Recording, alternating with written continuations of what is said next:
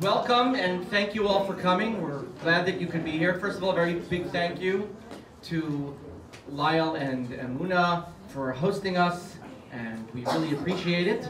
I want to let you know that one of the reasons we're having this specific lecture is because during the summer, Rabbi Rubenfeld was lecturing at the JLI Institute, which is a fantastic retreat.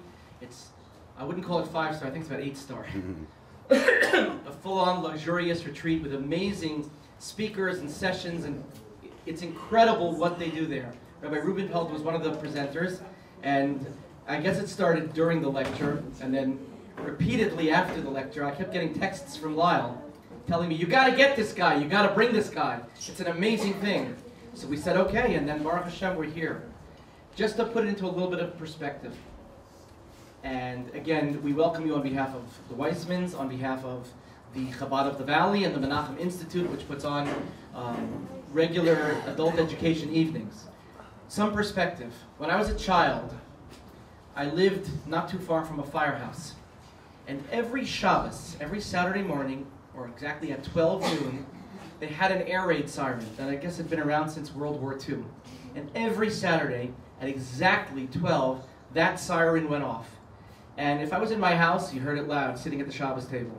But if the shul we went to started at 8:30, if it ended late because there was a big kiddush or something, and we were walking home past the firehouse right when that siren went off, oh my goodness.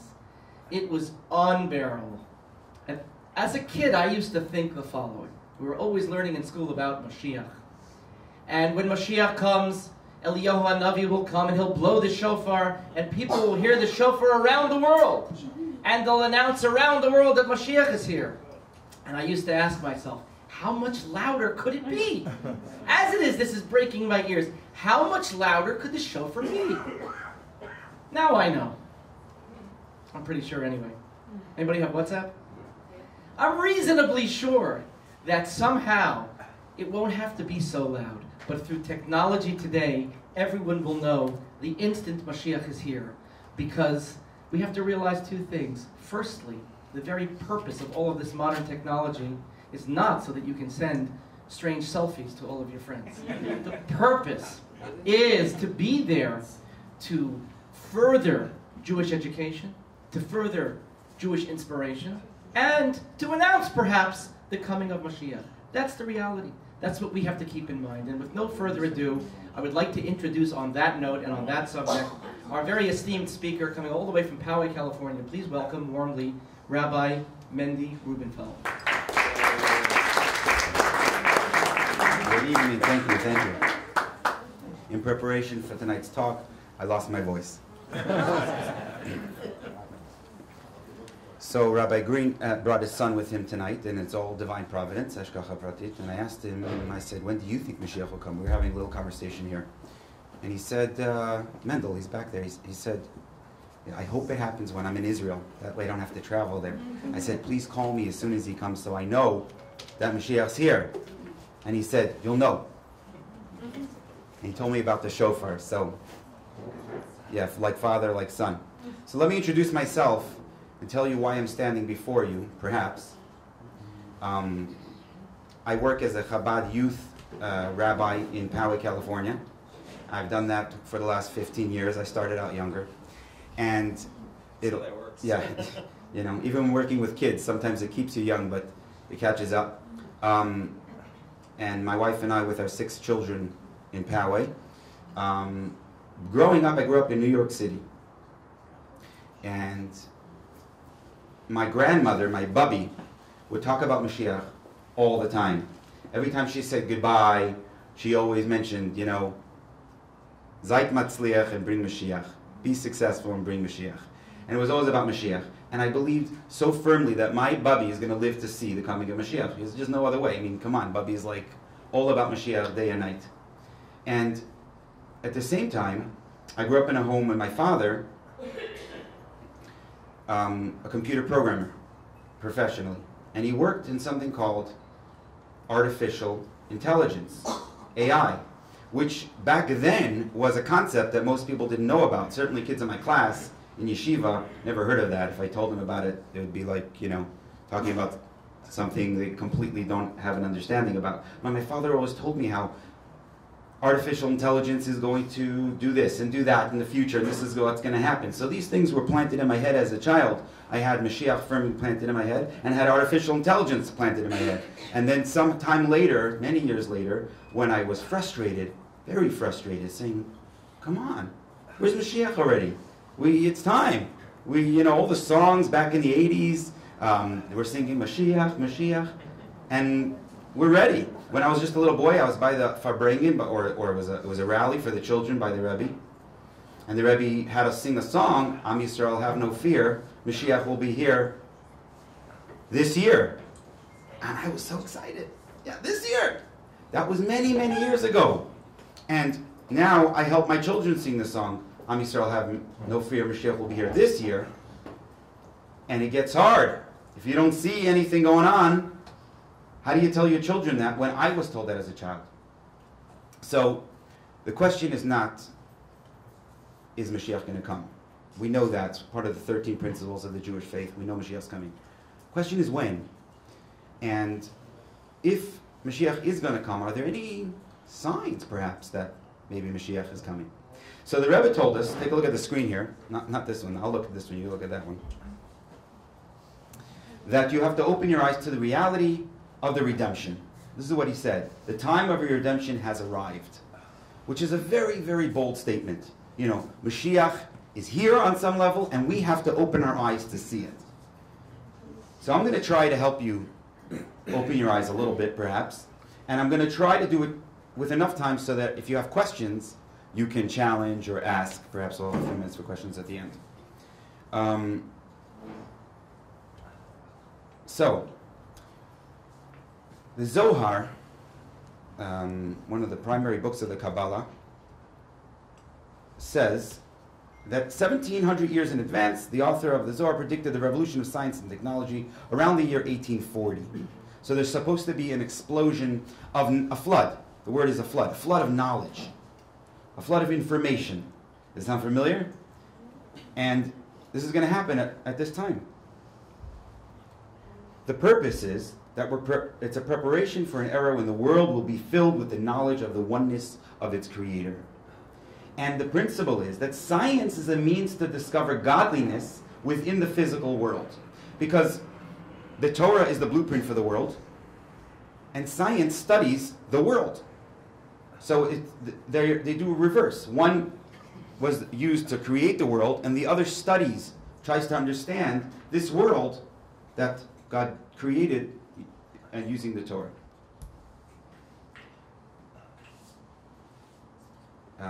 By raise a hand, you heard of the book called the Tanya? Yeah, it's one of the primary books of Chabad teachings.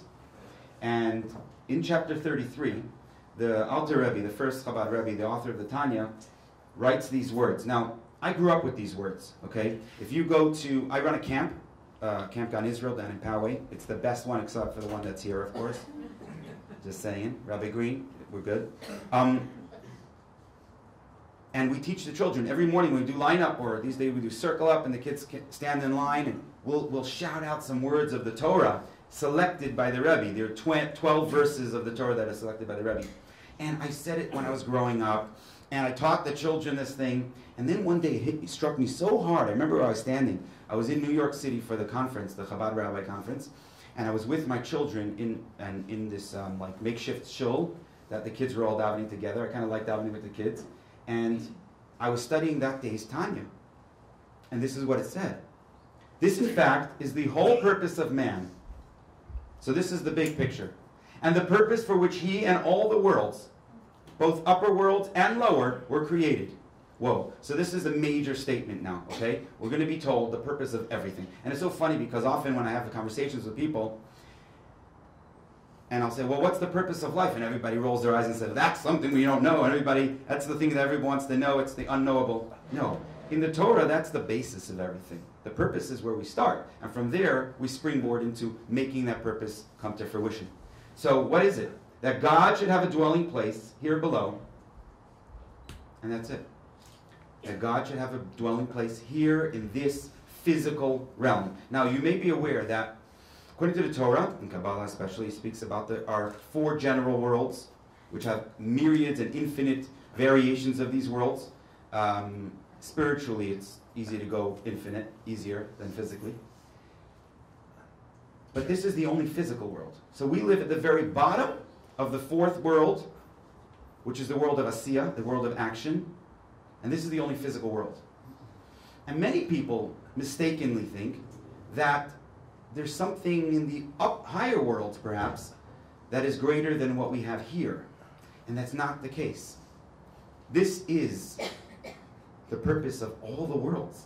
It's down here, it's the physical. When you do something physically kind for someone else, there is no comparison anywhere in the physical or spiritual realms. Nothing. That's it. It's the greatest thing.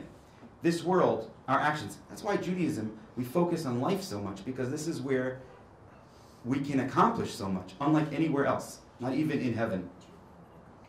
This is a major, major statement. The Rambam, Maimonides, says in Mishnah Torah, at the very end, he concludes with talk about Moshiach. It's fascinating. If you haven't studied it, I strongly encourage, go online and you can find the last few chapters of the Rambam. It talks about Moshiach. It's all in English with explanations. It's beautiful. It's very powerful teachings. But I isolated this one thing. It says, in that era, what era is it talking about? The era of the Moshiach. Now, I have to say in the beginning, most of what I'm going to talk about tonight, and I'm going to show you, a lot of it's going to be videos and talks from other people, because I collected this data, is about the era of Mashiach, okay? So there's a time of Mashiach. There's also a person called Mashiach, a King Mashiach, okay? I'm talking primarily about the era, the time of Mashiach. And of course, this King Mashiach will herald in this time and allow us to fully appreciate this. So let's check this out.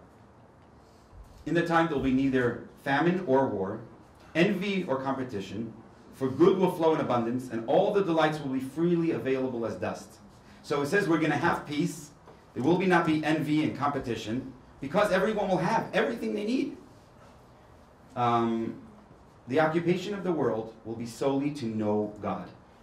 When I tell this to the children, they're not as excited. You know, that kind of sounds really boring. But sometimes, you know, you really have to think deeply into something to appreciate how awesome is that, to be able to delve into the infinite and really know things that there's no physical delight can come close to anything like that.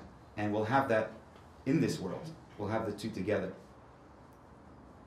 Okay, so what I'm about to play for you, and I hope it's loud enough, is going to be a recording of Rabbi Manis Friedman that I heard years ago and stuck with me, and I want everyone to hear it, because I think it's the springboard. This is what led me on to start to see what's going on in the world around us. I tried to shorten it. It's an hour talk. I tried to shorten it, so I got down to 8 minutes, and I couldn't. If you don't hear this, then it's not enough. Hold on, here we go. The Rambam, in describing Moshiach, makes a very strong point of the fact that Moshiach does not perform miracles. He also makes a very strong point in saying that the days of Moshiach are not a time when nature has been disrupted, when miracles are happening all over the place, or the dead are being resurrected. That is not what happens in the era and the period called the days of Moshiach. Now, the reason that Rambam emphasizes this so strongly is because the whole idea of Moshiach is that this world as we know it, the earthiest part of earth, will by its very nature demand that which God expects. Interrupt for a second. You ever think about what's going to happen when Mashiach comes? I've often, you may have heard about it a lot, but what's it going to be when that day when Mashiach comes, or the next morning? Will you get out of bed? Will you still have to brush your teeth? Will breakfast still have to be eaten? So it's very real. This is not something, sometimes you can think it's, everything just becomes perfect and fuzzy and, that's it. And whatever happened yesterday is not going to happen today. That's not realistic. Realistically speaking, life will go on, only it will go on with bright light, with greatness all around. It will be different and yet very similar. And so we will be pulling in the same direction rather than in opposite directions. That's the whole point of the 5,000 years of history, the 3,000 years since the giving of the Torah at Mount Sinai, and the 2,000 years of exile and suffering of the Jewish people. The whole idea is bring godliness down to earth and reveal the potential holiness and the potential godliness that this earth contains. An analogy would be if a king has a mountain in his kingdom and he wants the mountain removed. So he announces to all the people of the country that there is gold hidden in that mountain. And he provides them with tools and says, if you use these tools and dig in the mountain, you will find gold and you can keep it. So the people come, they use the tools, and they dig, and they hack, and they clop until the mountain is gone. Once the mountain is removed, the king comes from the palace with wagons full of gold, and he distributes gold to all the people who had worked on removing this mountain. And so everybody's happy. The king gets rid of the mountain, and the people get their gold. The Rambam makes a very strong point of saying, it should not enter your mind. It should not enter your heart. You should not entertain the thought that Moshiach will perform miracles, or that the days of Moshiach are a time when the world is no longer the world we once knew. Because if you do that, then it amounts to the same thing as the king with the mountain. The king with the mountain basically lied to the people. And even if the people in the end are content because they got their gold, but the whole process is a dishonest one, and Torah is the Torah of truth. When God said to us, this earth that I created has potential gold. There is gold hidden in it.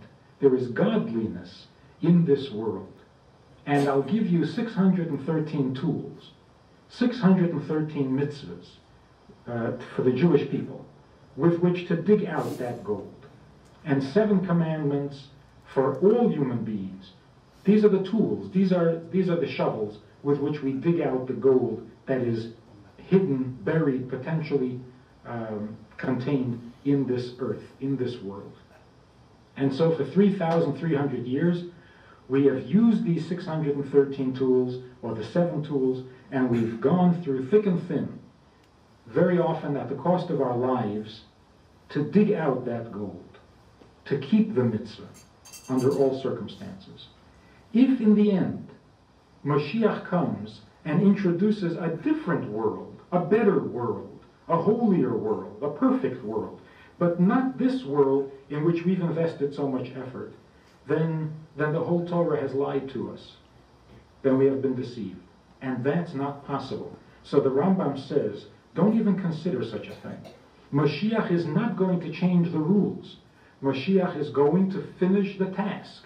We have invested 3,300 years of self-sacrifice to dig out the potential godliness in this world, and we will dig it out. Just an interruption. There's a gentleman in my shul who told me a story. He's not that old, but he remembers, he came from the former Soviet Union, and he remembers making matzah and hiding it in his trunk of the car, hoping and praying that they wouldn't be caught, because if they were caught making the matzah, or moving it, they'd get into big trouble for eating flat bread. So, when you think about it, what we have done, what we've given up over the years, sacrificed our lives, our children's lives, our families, to fulfill a single physical deed.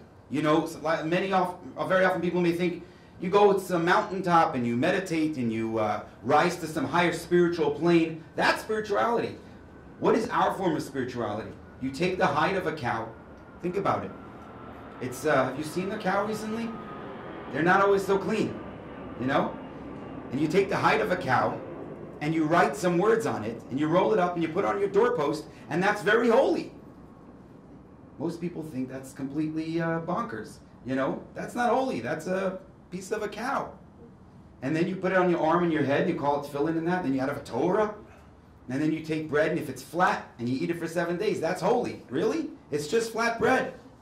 And we risked our lives for this. So obviously there's something very powerful, very deep, that's vested in the physical elements of this world that we gave up so much for.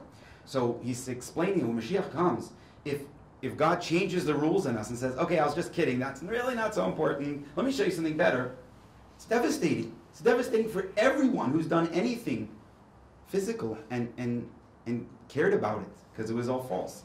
It's not true. So the Rambam says that's not the case.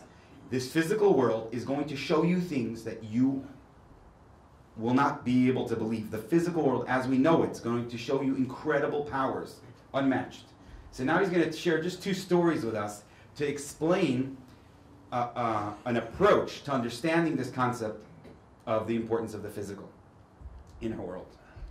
This world, as we know it, will by its very nature become permanently, thoroughly, deeply godly.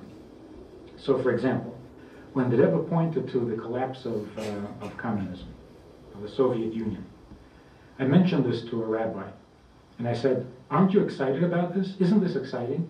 This is the coming of Moshiach. This evil empire suddenly dismantles itself, does a complete and total repentance and tshuva, admits all of its sins, and abandons its sins. And this rabbi says, don't get so excited. I promise you, Gorbachev never heard of Moshiach, does not believe in Moshiach, and did not do this because of Moshiach. So I said, then why then did he do it?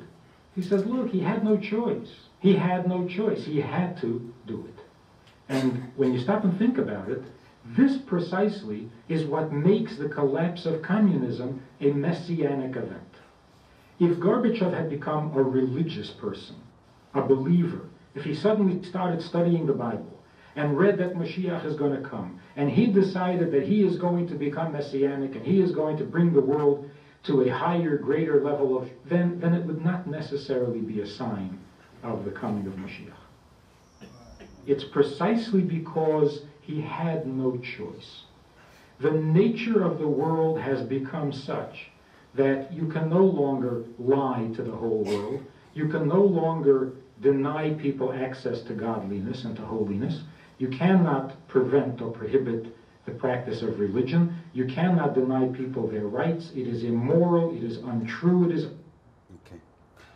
So he lays out the groundwork, right, for this idea that this physical world is unbelievable, it's incredible, it's Mashiach-like, and it's exciting. Now, I'd like to show you what I call connecting the dots. I'm going to show you things that are more worldly than Torahly, because I think that this world that we're living in now is that world that the Torah spoke of. So I'm kind of standing here in front of you saying, friends, that which we were told was going to happen, our ancestors were told it's going to happen, our prophets said it's going to happen, is happening in front of your eyes. And you know what? You may have seen a lot of these things, and when you saw it, you were like, oh, that's nice. Can you pass the salt? You know, because it was really nice, but it was quick. It was a one-time thing. So my objective is to connect the dots and say it's not a single awesome thing that's happening. It's a tapestry of things that are happening. And they're all connected, and they're exactly what we were told was going to happen in the times of Mashiach. So, this is the quote from the Rambam: do not presume in the Messianic age any facet of the world's nature will change, or there will be innovations in the world's creation. Rather, the world will continue according to its pattern, which is a statement saying that you're going to get up, and tomorrow will be the nature of today. Only supernatural. So you're going to have both nature, but supernaturally. The Messianic era will be one of tremendous prosperity. Delicacies will be commonplace like dust. Now, I was giving this, I did a little pre-run today for Rabbi Horowitz. Does anybody know Rabbi Yitzi Horowitz? Yeah. Who's been stricken with ALS near the yeshiva in LA. And he and I grew up together, and I wanted to show this to him for a long time, and finally my mother said, do it. So I did it today. And his kids were watching, and I asked them, do you know what delicacies are? And they said, no. So I said, well, in the olden days, a delicacy would be having an orange in the wintertime, because you didn't have that, you know. The Gemara says there was one very wealthy individual. He had the fruits of not in season all year long. That was a complete delicacy, you know. Today, it's like you go to a store in America and they don't have oranges. That's the last time you go in there, you know. Like, what is wrong with the store? That's where. So in a certain sense, what's a delicacy? It's changed. The rules of delicacies have changed. You can get almost anything. You pick up an orange today, and you'll see it's from the south. Like Australia maybe, or Chile, or something like that. It's from the other side where they're having summer. No problem. Throw it on a boat and bring it up here. It's here. That will leave humankind with ample free time, and all the nations of the world will be preoccupied with one pursuit: the study of God and the Torah. There's two ways, by the way, that I speak about this. I can tell you what the Torah says, and then show you how these things are happening. Or sometimes, like around the Shabbat table, I'll show people how the world is changing, and how the need for physical things are going to change because we'll have so much physically. So just to jump off this for a second to bring it more current, with solar power, the energy that the world gets from the sun. So we have more than enough energy coming from the sun every day, right? Even with our tremendous energy needs with lights and computers and everything, all machines running. We just simply have to be able to harness that energy. And do you know that's been doubling every 2 years for 30 years now? So if you do the math, and I can't go into the whole thing right now, but if you continue to double, where 2% of the world's energy comes from the sun, and every 2 years it doubles, in just 6 more doublings, we're at 100% just from the sun. That's if no other technology comes in, like hydrogen that they're working on maybe, or miniature nuclear plants you'll have in your backyard, safe, very, very safe, and you'll have more than enough energy, basically for free. These are real ideas that are coming up very, very soon in our future. Very real. And just imagine where energy is virtually free, and cars drive, don't get scared, alone, and trucks drive alone and bring things. The price of items will be almost nothing. And if you have the right printer, you'll 3D print it and you'll have it. So we're talking about real. This is real life, and this is the near future. How near? There's a machloket. There's an argument. Some say 30 years, some say 5 years. It's someplace in between there. But the point is, it's happening. It's real. And delicacies. What are we going to do with our time? People say, well, we don't have to work for things, then what are we going to do? Here it is, the study of God in the Torah. We will just be able to tap into the infinite and not have to worry about the finite things which we'll have enough of. It's really awesome. So now I'm going to show you something. It's a TED Talk. When I put it here, it was a little newer, but it's getting old, especially in the world of technology. You say something today and it's like, whoa, that's old by tomorrow morning, which is a blessing. So here's a TED Talk by one of my heroes, actually. He's not a Jewish fellow. I don't know if he's ever heard of the Torah, which again is the point. Here's a person who's speaking like the rabbis that I grew up with, and yet he's probably never met a rabbi.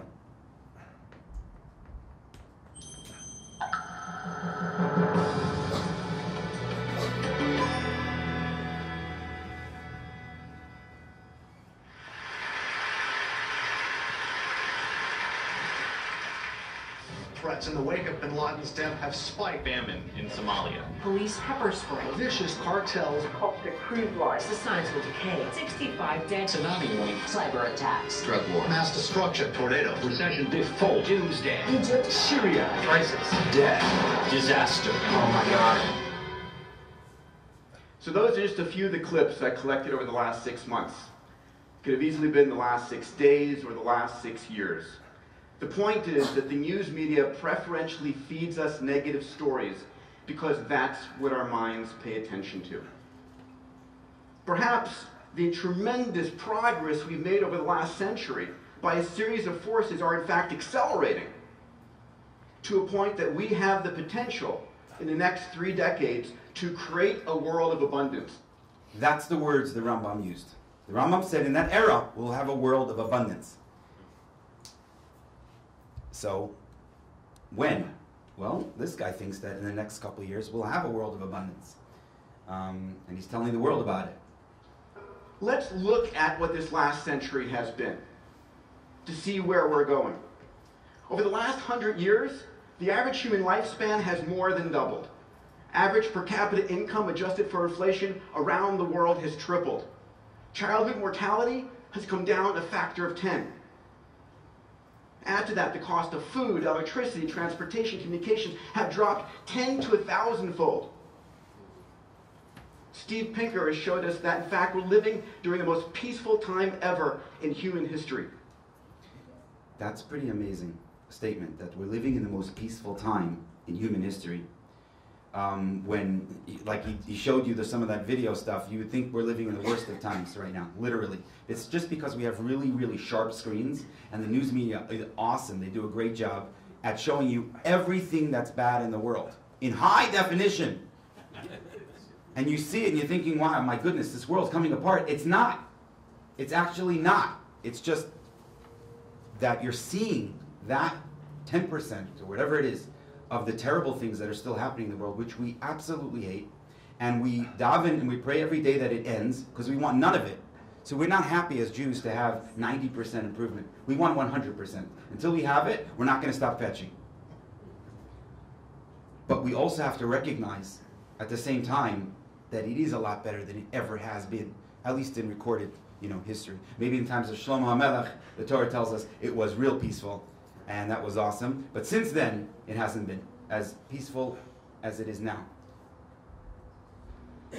And Charles Kenny, that global literacy has gone from 25% to over 80% in the last 130 years.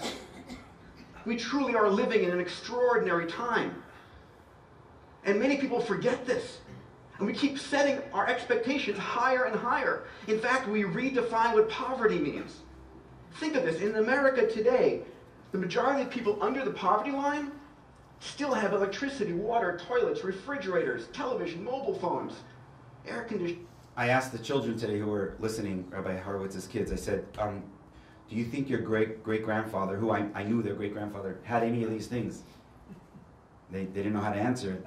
They don't even know what it means not to have these things. But of course, no one had them. It didn't matter how wealthy you were or whatever it was. It didn't matter. If you were, he's going to talk about some of the wealthiest people in the history of the world. If you were that wealthy and you had a headache, what'd you do?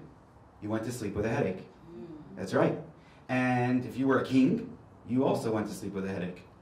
And if you woke up in the morning with a headache, then you had a headache that day. And that's how it was. Today, if you are homeless and you walk in by a 99-cent only store and you have $1 in your pocket, you can go buy some Tylenol and the headache's gone. It's really a different world. And sometimes, because we're so used to, we're good at getting used to the good, which is wonderful, wonderful. Because we're so good at it, as soon as we get something, it's like, yeah, we have it. I asked the kids, they were trying to turn off the screen after I did the presentation, and the boy was showing his sister, he said, you can talk to it, turn off. And then the screen turns off, amazing. Anyway, and he says, but there's a button here, I could have pressed it the whole time. And I said, how did you think that your father and I turned off our cell phones when we were kids? And they were trying to think how it was done. And of course you're laughing because there were no cell phones. I've asked so many children, I work with kids and I ask them all the time, I say, how big do you think our cell phones were when I was your age? And almost none of them say, there were no cell phones. They don't understand a world of they don't understand a world where information is not readily available. My son asks me questions that I never would have thought to ask my father because it was a waste of time. How are plastic bags made? Where do you come? Who asked us? So if I was a kid and I wanted to know how plastic bags were made, too bad. Or maybe I schlepped my father to the library and I would spend a day and maybe find something on that. What's that? Google it. Google it. It's like, and they can't. It's even hard for us to wrap our minds around the time when we didn't have this information. So let's jump ahead a little bit because I like the future much more than the present and the past because I think it's awesome. Have you heard of VR? Virtual reality glasses. If you haven't seen it yet, don't listen to anyone else. Try it for yourself. I did it. I walked into a Best Buy with my kids, and they had this new Oculus Rift thing on whatever display there, and we asked them if we can use it, and I first let all the kids look at it, and each kid, when they put it, they went, wow. Like there was something came out of their mouths. They couldn't believe what they were seeing. And I'm listening to this, but I didn't see it. And had I walked out without putting it on myself, I wouldn't understand what they're seeing. It is incredible. It's unbelievable. It's like, wow, this is serious. I'm standing on a rooftop someplace in this make-believe city, and I feel like I'm falling off the roof. And there's nothing you can tell yourself. I know I'm not on a roof, but my brain, my mind, my eyes are seeing it, and I'm going through that experience. It's amazing. It's amazing. It's just the beginning, but it's amazing, So I was thinking, what's the next step, perhaps? So let's say in the near future we have not just virtual reality, but augmented reality, where you have both real things and computerized things. So for example, you look over at this microphone and it says, and you will see, it says, sure, developed in this country at this year, and you got it at this store. And then you look at the window and you know who made it. Everything just will talk to you. Information will be everywhere. Look in the light bulbs. I don't know, whatever the company, Sylvania, it's there. It'll tell you. You'll know everything. You'll look at items perhaps and you'll even see what the ingredients are. And then you'll think to yourself, how did we live without knowing all these things? There'll be a time like, it's not possible. How could we possibly, Mom, like you didn't know what was inside something by just looking at it? No, we didn't. And it'll be the same idea. And it's not far off. These things are not really far off, but that's for another time. Okay, I digress. So let's get back to the past. In cars. The wealthiest robber barons of the last century, the emperors on this planet, could have never dreamed of such luxuries. We live on a planet 70% covered by water. Yes, 97.5% is salt water, 2% is ice, and we fight over 0.5% of the water on this planet. But here too there is hope, and there is technology coming online not 10, 20 years from now, right now. There's nanotechnology coming on, nanomaterials, and the conversation I had with Dean Kamen this morning, one of the great DIY innovators I'd like to share with you, he gave me permission to do so. His technology called Slingshot, that many of you may have heard of, it's the size of a small dorm room refrigerator. It's able to generate 1,000 liters of clean drinking water a day out of any source, salt water, polluted water, latrine, at less than 2 cents a liter. The chairman of Coca-Cola has just agreed to do a major test of hundreds of units of this in the developing world. And if that pans out, which I have every confidence it will, Coca-Cola will deploy this globally to 206 countries around the planet. This is the kind of innovation, empowered by this technology, that exists today. That a Maasai warrior on a cell phone in the middle of Kenya has better mobile comm than President Reagan did 25 years ago. And if they're on a smartphone on Google, they've got access to more knowledge and information than President Clinton did 15 years ago. It's amazing. These things are really amazing. It's still early, so sometimes it doesn't jump out at us as it should. We don't fully grasp the power of what's being said, but we will. We will. I'm very confident of it. If you want to watch the rest of it, you're welcome to go to TED Talks or Google it. And it's Dr. Peter Diamandis, and he talks about the future. It'll be great. You have to TED. Peter Diamandis, or I forgot the name of the actual talk. Did it say it? I forgot which one that was. But okay, but we have to move on because I came in with a special scrambler that stops time. It's a new technology, but it broke, so time is running out, and I got to show you a lot of good stuff still. So the prophet says, it's amazing. What you're going to see now is something really awesome. You're going to see on the right of the screen a prophecy that the prophet said, and we knew about it. It's in the Torah. All these years, death will be swallowed up forever. And now you have the only other scientist I know with a longer beard than I have. And he's talking about a roadmap to end aging. And he's one man, but there's a lot of talk about this. This is getting very real. I have some newer stuff on other presentations, excuse me, that they're doctors and scientists are starting to categorize aging as an illness and as something that we must overcome.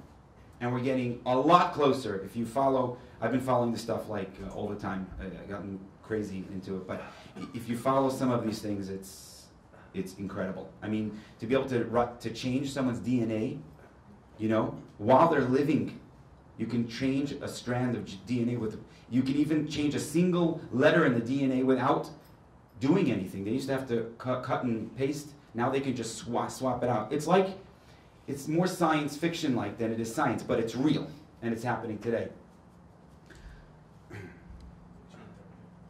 Yeah, gene therapy and things like that. It's incredible. In the 13 Principles of Faith, the Rambam, Maimonides again, says, I believe with perfect faith, ani mamin, that the dead will be brought back to life when God wills it to happen. And now, when I said this, or my teacher said it in a more secular environment, people laughed at me. They say, yeah, right, resurrection. Come on, Rabbi. What else do you want to sell me? The Brooklyn Bridge? And I tried it. Didn't work. But here, this guy's talking about it. Now, how it's going to happen exactly, we'll have to wait and see. But the fact that it's on it's discussion. Look how many people watched that talk back then when I put it together. Almost 500,000 people, right? Look at this one here. He's talking about the age of de-extinction. 1.5 million people. This is real things. This is really affecting the world. This is happening. This is a real discussion. This is just a tiny little clip.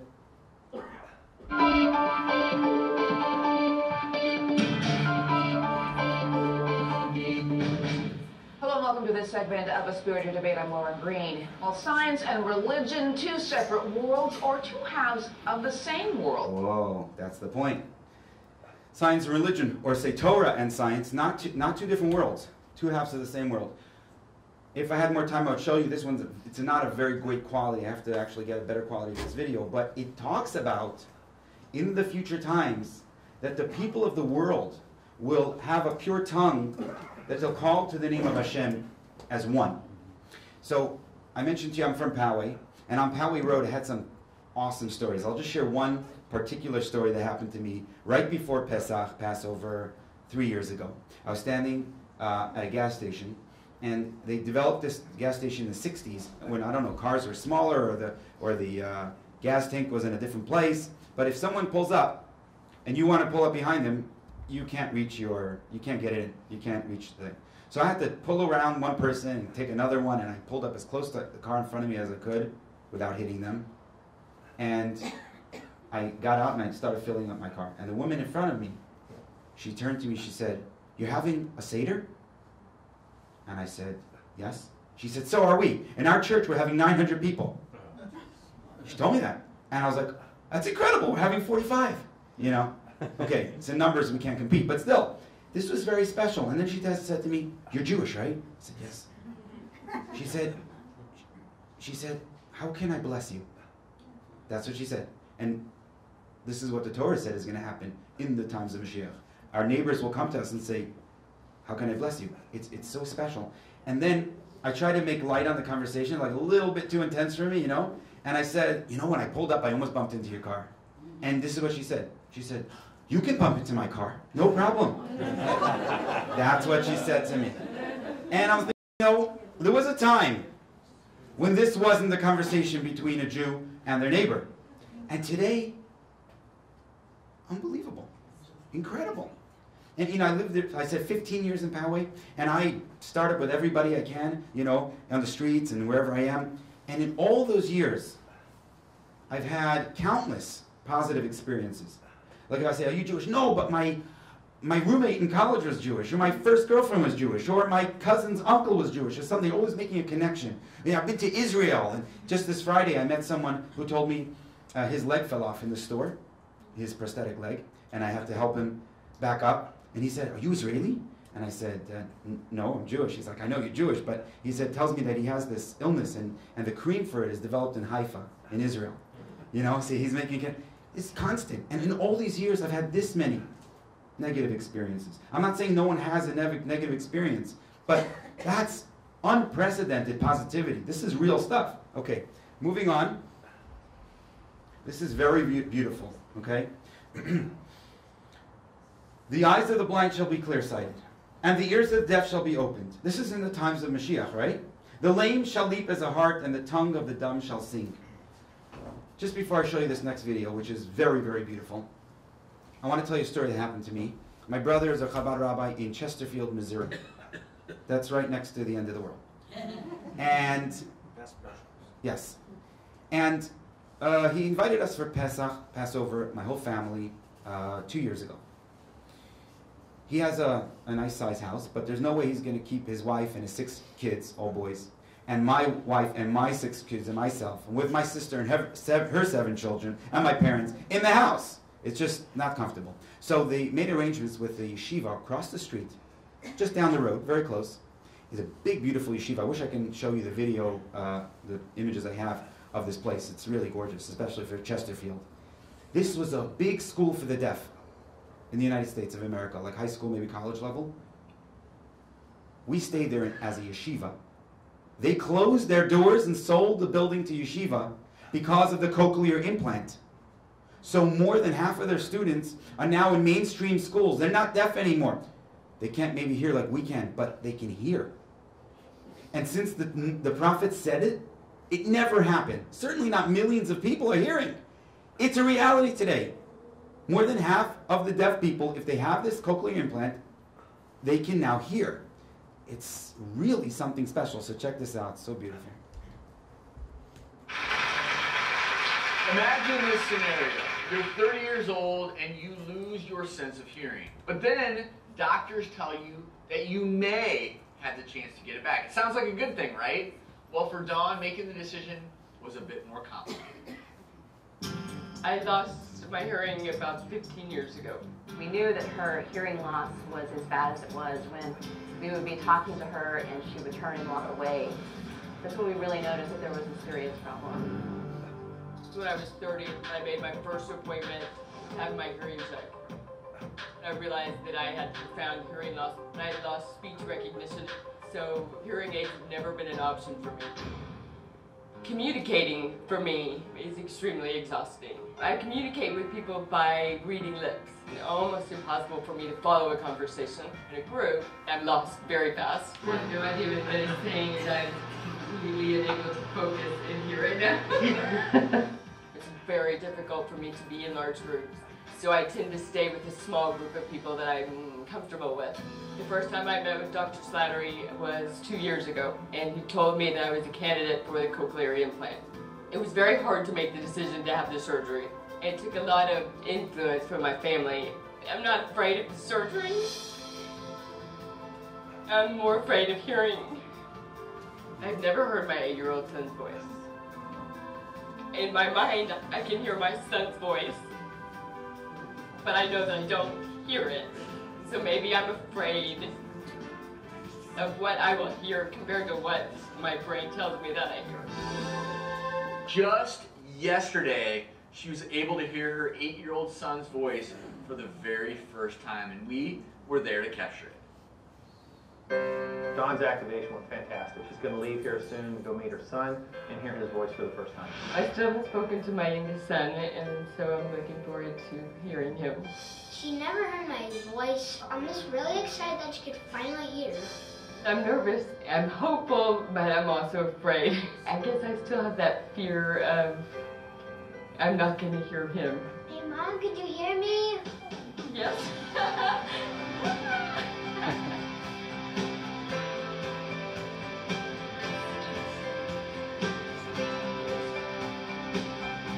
Now you can talk and I can hear you. I love you. I love you too. Are you happy that I can hear you? Yes. Now she can finally hear me and I'm not silent anymore. Before we watch the next video, when does that happen?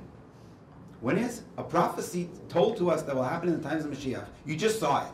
You saw it, you heard it, and you saw it with your own ears and your own eyes.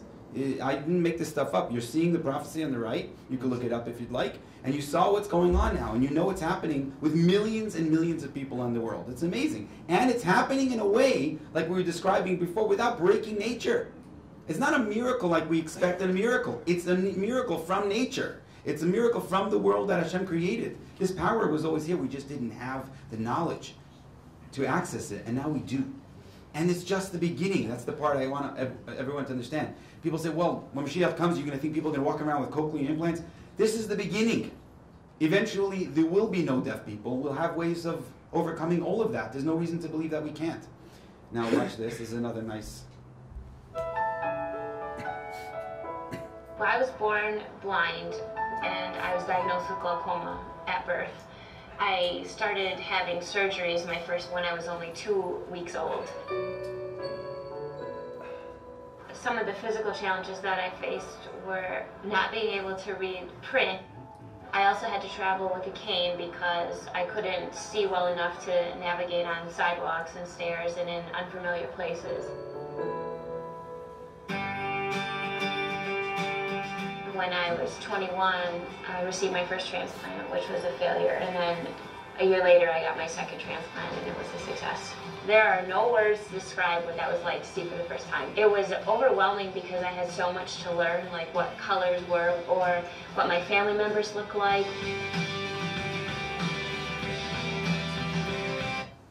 So there you go. In end of 2016, there was an artificial intelligence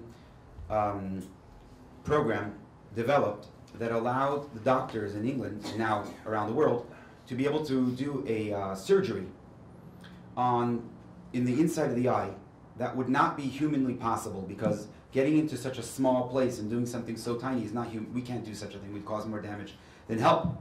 And this was developed in 2016 and successfully carried out many times since then. And this is the #1 cause of blindness. It's been overcome today, now, in our time, which is awesome. Okay, I'm going to jump around here just because I want to show you something briefly. One of the things I hear often when I present this and I say, it's great, and they say, well, that's not good enough, you know? And when I certainly don't want devices in my body to help me breathe or whatever it is, it's just not going to do it. So this is a little something that's descriptive.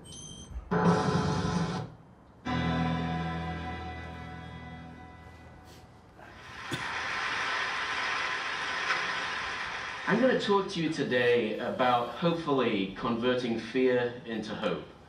When we go to the physician today, when we go to the doctor's office and we walk in, there are words that we just don't want to hear. There are words that we're truly afraid of. Diabetes, cancer, Parkinson's, Alzheimer's, heart failure, lung failure, things that we know are debilitating diseases for which there's relatively little that can be done. I want to start with this slide because this slide sort of tells the story the way Science Magazine thinks of it. This was an issue from 2002 that they published with a lot of different articles on the bionic human. It was basically a regenerative medicine issue. Regenerative medicine is an extraordinary simple concept that everybody can understand. It's simply accelerating the pace at which the body heals itself to a clinically relevant time scale. So we know how to do this in many of the ways that are up there. We know that if we have a damaged hip, you can put an artificial hip in. And this is the idea that Science Magazine used on their front cover. This is the complete antithesis of regenerative medicine. This is not regenerative medicine. Regenerative medicine is what Business Week put up when they did a story about regenerative medicine not too long ago. The idea is that instead of figuring out how to ameliorate symptoms with devices and drugs and the like, and I'll come back to that theme a few times, instead of doing that, we will regenerate lost function of the body by regenerating the function of organs and damaged tissues, so that at the end of the treatment, you are the same as you were at the beginning of the treatment. This video, I think, gets across the concept that I'm talking about quite dramatically. This is a newt regrowing its limb. If a newt can do this kind of thing, why can't we? I'll actually show you some more important features about limb regeneration in a moment. But what we're talking about in regenerative medicine is doing this in every organ system of the body, for tissues, and for organs themselves.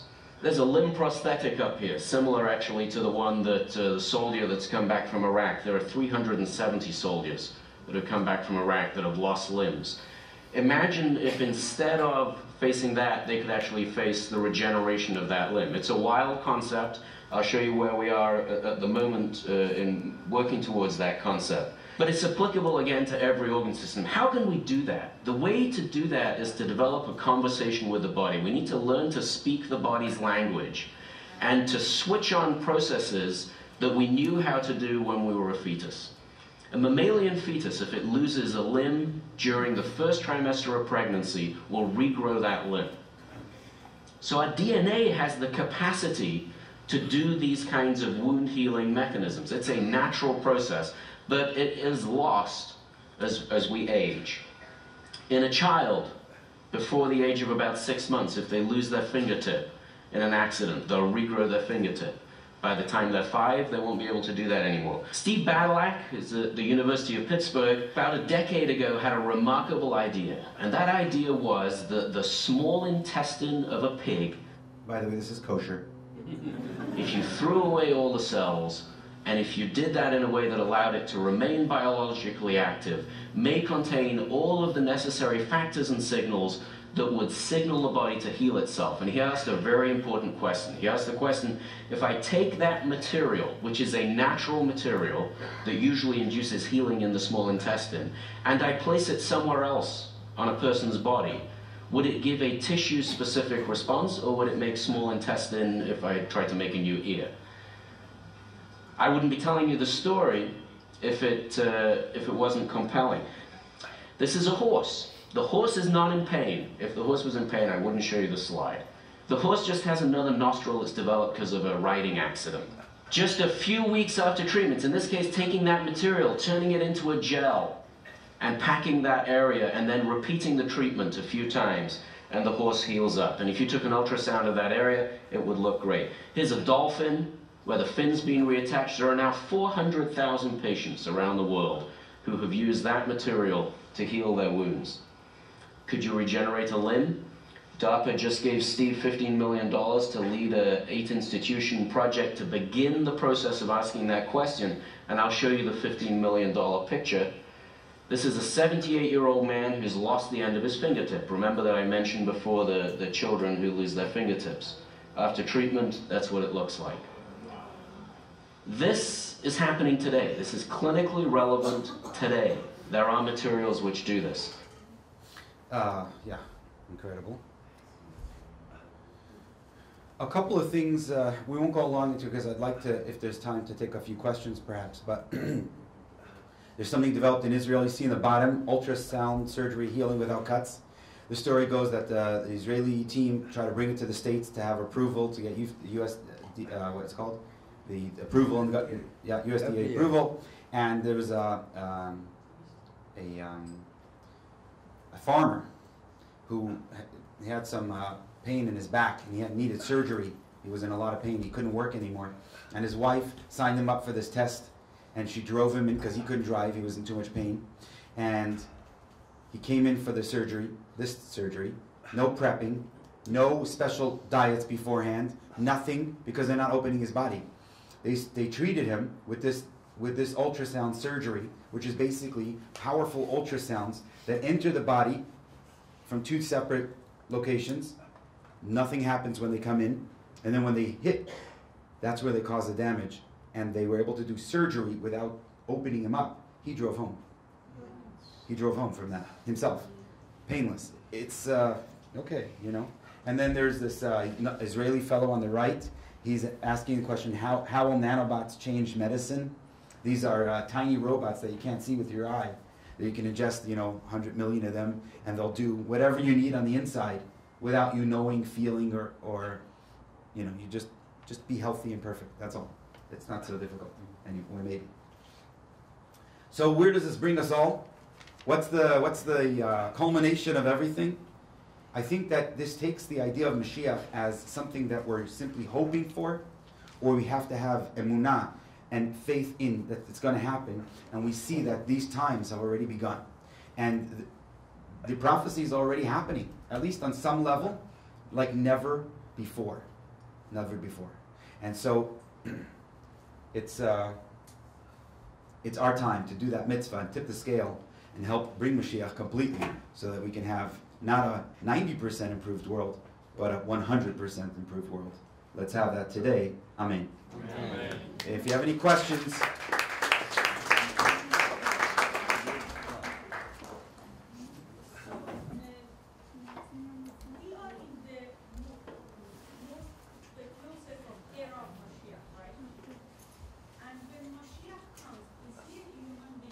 yes. So I said in the very beginning, the question was, I'll repeat the question, we're living in the closest era to the closest time to the coming of Moshiach, but is Moshiach a human being? The answer is absolutely yes. Moshiach is a human being who's a descendant from King David, without question. and he will be a very wise person, he will be very knowledgeable in Torah, and he will gather the Jewish people. The Rambam says at the very end, he describes accurately and clearly what it takes for the person. There's going to be this person who, and very often when I talk about this, people say, but look at the world, the morality in the world has gone down. And without question, we need a lot of help there. And I think that's going to be the task of Moshiach. He will teach everyone how to live properly. And he will be so inspirational, and his words will be spread out like on WhatsApp or something immediately throughout the world. Everyone will be able to hear and see and learn from him immediately.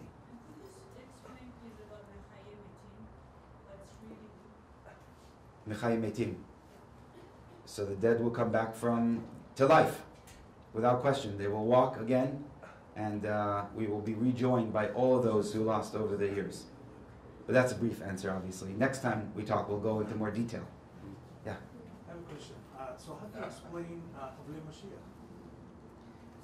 How do you explain Chavlei Mashiach, the birth pangs of Mashiach? Right. And what do you mean by that? Well, everything you presented now Yes. shows it is being very positive. Positive, yes. Well, where is the Chavlei Mashiach coming? And Chavlei Mashiach is not positive. So Torah talks about Chavlei Mashiach, that there be the birth pangs of Mashiach. It's a painful process. I want to say that as a Jewish people, we've had more Chavlei Mashiach than we can possibly ever take. We've been through more than anyone else. We don't need not one more pain for anyone, not even an ingrown toenail. So the last Enough. 2,000 years of Chavlei Mashiach. And more recently, without question, we've had more than our fill. We don't need any more. So that was an easy one. Thank you. I think to springboard off what he said, if you read through the Nevi'im, there's two notions of how Moshiach is going to come. Right. One is peaceful, which they alliteratively describe as a man riding on a donkey, and the other is after the battle of Gog and Magog, before the gates of Jerusalem. And the answer to which one we're going to experience It's up to us. Yeah. Now, it's interesting. Chassidut explains. He said something about Mashiach coming riding on a donkey. The word for donkey in Hebrew, chamor, is the same word as chumniot, is this corporeality, physicality. Riding on the physical is chomer, is what we're doing now. We're riding. The world is riding on this physical, wonderful donkey. It's not just a donkey, but it's an awesome donkey, like in drones and things like that can help people. Anybody from this side have a question? What about the spirituality level? Each one deserves to benefit from Mashiach time. What is if I'm doing more mitzvah than others? Where is my level? I mean, everybody benefits from equally. Where is it's all equal?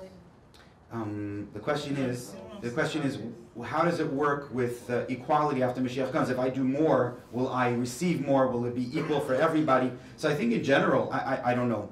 I can't answer that question seriously. I don't know, but I can say this: that the world around us will be such a wonderful place that yes, everybody will benefit.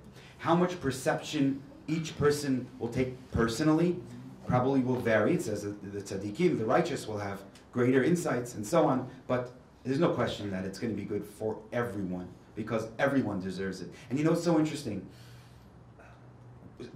It's easy for us to perhaps look at someone who we think is not behaving properly and say, well, they don't deserve whatever. And you don't know what they've gone through. You don't know their challenge. And sometimes for someone who you think is not so observant or whatever it is, and they truly are, and Hashem sees it. That means their challenge could have been 100,000 times more greater than anything you've ever faced, and yet they were victorious. And it may not be something that you could perceive. So for me to look at someone else and say, well, I'm doing better than them, that's not a possibility, and we don't know. But clearly there will be greater perception of appreciation. So do we know where Mashiach will come? Will God reveal himself actually then? And if it is in Israel, is it much more beneficial to live the life of Mashiach in Israel? So where will Mashiach come, and is it going to be in Israel? Repeat a little bit of what he said, because I'm sure in the back they can't hear. So the question was, where will Mashiach come, and is it beneficial to be in Israel at the time? Well, clearly, we started off by saying that the rabbi's son Mendel told me clearly he wants to be in Israel when Mashiach comes so that he doesn't have to travel there. you know.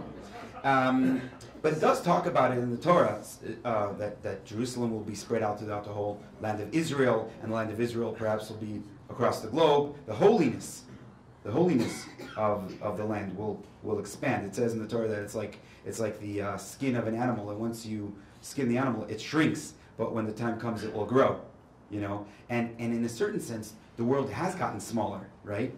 With our ability to travel across the globe in a day. You know, and that's going to get a lot better if Elon Musk is successful. You know, so I think that from a very physical, I'm going to try to answer you from a very physical standpoint. The world is getting much smaller, much smaller, and I think that wherever you are, as long as you have Wi-Fi, you know, of course, you're going to be in the loop. You know, and they're putting that out. You know, broad spectrum Wi-Fi to the whole world, free internet. This is something of the near future. Will God actually reveal himself then, or the Moshiach just appear? Will God lend credence to this is the Moshiach? Is he almost making him see it? How do we know? Correct. So I'm going to refer you to the end of the Rambam, where the Rambam talks about what this Moshiach will do, and at that time, yes, it will be a revelation, clearly a revelation. But the true sense of the word revelation, where you'll see godliness in everything, where things will call out to you and say there is a creator, and I'm being created by Hashem always. And I think, by the way, that science has come a long way.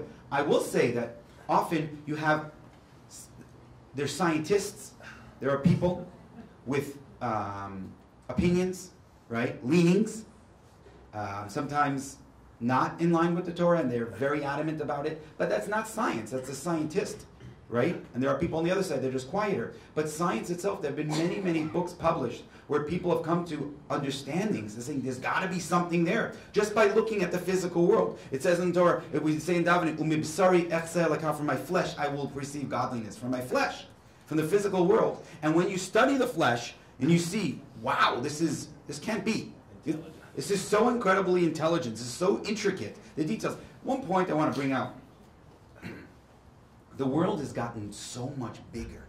I just said it was smaller. From a different perspective. When you look under a microscope, right? Think about it. If you want to get the world big, you can look at a telescope and look out and see, wow, there's so many stars out there. You can make all that almost infinitely greater by discovering something that's very tiny. Because then this fingertip is not small anymore, it's enormous. There's more things on that fingertip than there are people in Los Angeles. I mean, this fingertip is tremendous if you know how to see the small things. And then for all those points to come together perfectly so that I can exist from minute to minute, the chances are just becoming less and less as we study the world that Hashem created, where we're seeing how impossible it is without a force, without a creator. Is God about the future event, or is it a past event? Is Gog Umagog future or past event? The Rebbe said we're done. We have that in the sack. There have been many wars, much like it says Gog and Magog with, you know, like World War I, World War II. These are world wars, and I think we're good with that. So you don't worry about no, yeah. I don't think we should worry. I don't worry.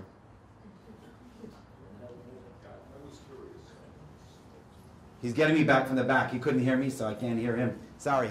Your talk about the technology and all of that is compelling, easy to see. People can see all of that.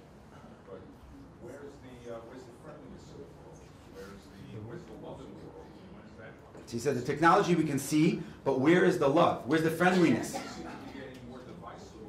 It seems to be getting more divisive over time. So I touched upon this. And by the way, there will be a follow-up of this if Rabbi Green lets me back here. I'm going to show you the follow-up, which, by the way, I want to tell you, almost every time I've made this presentation, people ask very similar questions. And the reason is because we're constantly seeing the negative. So what really you have to highlight what's really going on in the world. Is it more positive? Is it more peaceful? Is it more loving? So the world I live in is a much more loving world than it ever was. I'm telling you, I've been living where I live for 15 years as a proud Jew, with my peyot and my hat and my tzitzit flying, and I'm only getting love and positive. And I'm not talking about once or twice. I have stories all the time. I meet people. A couple of months ago, I went to Walmart after Shabbat, late at night, in Poway, okay? That's like, and I'm done. I'm coming out of the store. It's 11 o'clock at night, going to my car, and a car drives by me, and there's music playing inside, and it sounds like Hasidic music. And I'm like, yeah, that can't be. So I have to investigate. So I follow the car. He parks the car, and I'm waiting for a chassid to jump out. And this Mexican guy jumps out. And I'm like, I couldn't find words. I was like, what was that? He's like, Avram Fried. Huh? Duh, Avram Fried, the Hasidic superstar singer, my wife's uncle. And I'm like, and I was like, really? He said, yeah. He shows me his phone. On YouTube, they have Avram Fried videos with Hebrew, with Spanish translations or transliterations of the words, so he can listen to it. I love Avram Fried and Yaakov Shweki, he tells me. I videoed him. I sent it to the family. I just wanted them to see what I have to put up with living in Poway. But it's real. It's real. Now, globally, I will admit that we have a lot of work to do. And I think that it's just a matter of time. Because if you looked at, if you follow the theme of the Torah says that why will there not be jealousy and hatred? Because there will be an abundance in the world. There will be enough for everybody. That's the Rambam's words. And we're going towards that direction. And do you know what's going on in Israel today with its neighbors? You know there are bonds forming right now with the Arab nations around Israel. They're openly coming out and they're pro-Israel. What's happening? The Saudis in Israel. What's going on? Why does South Korea have more Talmuds than Israel? I want you to tell me why. Because they hate us? I don't think so. This is unprecedented. It's unprecedented. It has never been like this before. There's nothing like this ever. So you can look at the negative, and I know it's very easy to. Believe me, it's easy. It's hard not to see it because they're so good at it. I told you. I give them the credit. Whoever's working in the news people, you're awesome. You're doing a great job at showing us everything that's bad in the world. And it's so clear that it's hard to see otherwise. And you have to dig. I dug to find a lot of these. You have to dig to find the positive, but it's real. There's so much positive in the world. When did you ever see it? I can't. I'm sorry, I can't hear you. Would you mind? When did you ever see a state like California become a sanctuary state that we want to open up our doors to people? We don't want to lock them out, bash them in, send them home. The whole world has changed in a very positive sense. And that's one of many. It's almost unacceptable to the world, to the Western world, when people regimes do things that are wrong. Someone pointed out, if you see what ISIS was doing, they were videoing the terrible things they were doing and showing it to the world. And a lot of people were screaming and crying. And a particular rabbi in Mission Viejo, my brother-in-law Zalman, he pointed out that it is disgusting. I mean, the Nazis, what they did, they hid what they were doing, when they were doing these terrible things. They were taking videos of Jews eating and walking around. They were putting out false propaganda, trying to show the world, oh, we're very nice to the Jews, while they were slaughtering Jews. But the ISIS, they're not doing that. They're not pretending. They're telling you exactly what they're doing. And he said, as terrible as it is, and it's really bad, the world can't ignore it. And because we see it, we're going to put an end to it, because we can't sleep comfortably when we're seeing these things. The more they show us, they will end. They're actually spelling out their own destruction. We will put an end to it. The world can't coexist with this terrible behavior. So the more they show it, the quicker it will be till everyone else puts them out of business, and it's going to happen very soon. So the question was, why does it take so long? And the answer is, that's relative. Compared to the years ago, a war can rage, for us it's just a few years and it's taking so long. And you're right. If it's more than a minute, it's too long. But it's still, compared to, instant cereal and instant everything. Yes. Just the lamb and the lion will live together. How does it work out? So, is it really... you bring that up? have a few. I asked Rabbi Green to print something up before tonight. We didn't know you all would come. Thank you very much for being here. It's incredible. But there's just 2 chapters of a book that Rabbi Tauger wrote. And he said, what about the lion with the lamb? And this was years ago, in early 2000, 1999. And he said, perhaps the ability that we have where we can... train the lion not to eat? No. From a gene, from the DNA standpoint. If you just alter the aggressiveness, in the DNA strand, it comes from someplace, and you just change it with being a nice guy, well, then the lion is happy and healthy. In the time when the Moshiach comes, what happens to people that aren't Jewish? Christians, atheists, Muslims, are they included? Yes, the question is what happens when Mashiach comes to the non-Jews of the world? It's going to be really good for the non-Jews of the world. It says they're going to grab onto the tzitzit. I have a video here that I couldn't show you because it wasn't clear, but it's already happening. There are Noahide collections around the world, and non-Jewish people who serve Hashem. And it's funny because that's our job. In my wallet, I carry around a card that talks about the 7 laws of Noah for non-Jewish people. And when I meet people and I'll say, are you Jewish? And they say, no. I say, well, I have something for you. Check this out. And, and this is the purpose. This is what there's reward. There's goodness. There's joy. There's light. All good things. And the answer is, they're going to, enjoy the bounty of this world that Hashem created incredibly.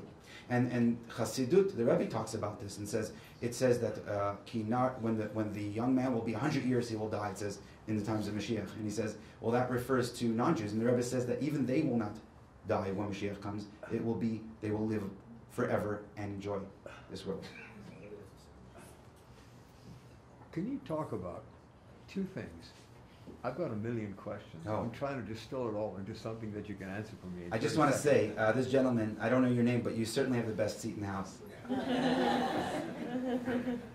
Yeah, I warned it. Yeah. And I feel very conceited, I want you to know. I'll tell you, I don't like to talk, as you can see, but I'll take one question. All right. Can you tie everything into integrity, which for me is number 1? Well, yeah, without integrity, right, nothing works. What is integrity? Can you define it? Yes. To me, integrity is your word. Is what? Your word. Oh, okay. If you say refrigerator, right, refrigerator falls from the sky. Your word. And the restoration of your word. So if you break your word, how do you restore your word and get back into integrity? So if I were to... Let me finish the question. And transformation. I understand about abundance and envy and jealousy. Mm. What I don't understand, what I'm trying to reconcile is human nature. Mm. Following the 10 Commandments. Having integrity. Mm-hmm. For the world to have integrity. Mm-hmm. I've always felt when we reach that point, mm-hmm. the Messiah will actually exist. Yeah. As distinguished from technological advances that allow mm-hmm. the blind to see, the yes. deaf to hear. Right. Right. I love that question, and I would love to talk about that forever, really, because there's a lot to talk about. But I'll say a few points. The question was integrity and truth and the word. Transformation. Transformation. When people say something, it should be real and correct and integrity. Otherwise, there's no... Otherwise, this is not, this is just technology. It's outside stuff. And, this is one of the most exciting things that's changed in our world. What you're talking about. Because, how people will tell you almost everything about themselves, but not how much they have in their bank account.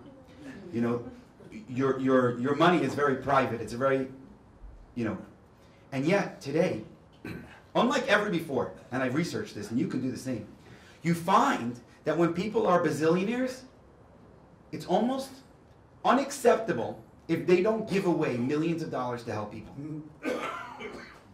Last year, Facebook, what's his name?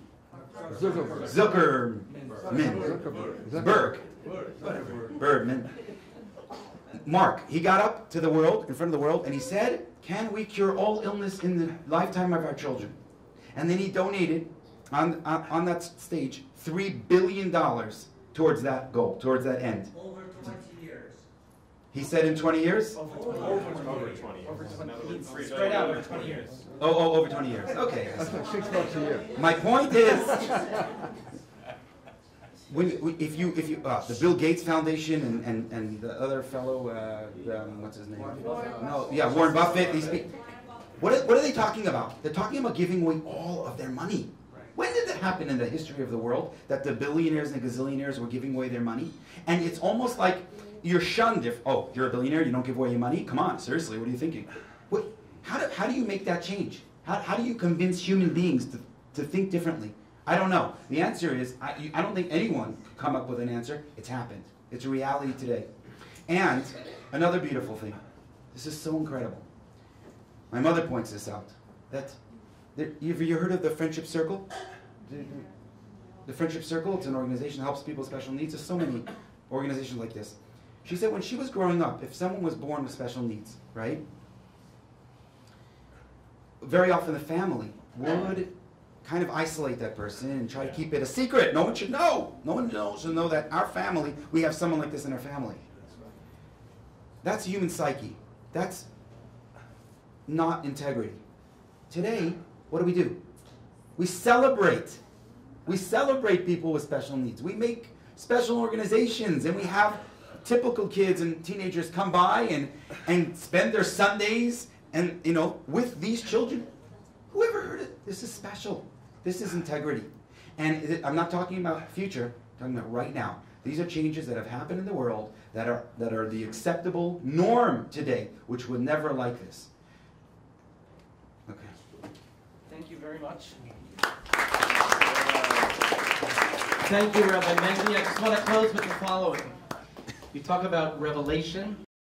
Back in the 1960s, when the first mission went up to space, I believe it was Apollo 11, which always had me wondering what happened to the first 10 Apollos. But anyway, Apollo 11, and they had the technology to actually have the astronauts be able to broadcast on the radio to the world.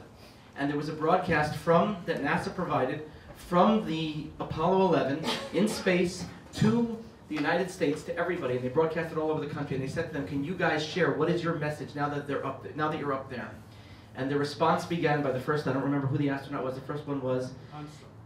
Who? Armstrong. Armstrong. Neil. In the beginning, the Lord created heaven and earth. And they alternated back and forth, and they went through all of the first psukim of Bereshit. Because their viewpoint up there for the very first time, the thing that struck them most that they needed to share with the world was, now I see that God created the world. They had a revelation. Science brought about, and technology brought about, a true revelation of godliness. And we see that then, we see that now, and this is exactly the point you were making. And again, we hope to have a part 2, so make sure that you know that it's going to come. I'll just suggest, go to chabadofthevalley.com/subscribe. If nothing else, subscribe to the adult education list, so that way you'll be informed to many other lectures that we have as well from the Menachem Institute, as well as the part 2 that's coming. Again, we thank the Weissman family for hosting and for bringing him out. And a very special thank you to Rabbi Mendy Rubenfeld. Thank you. And good night.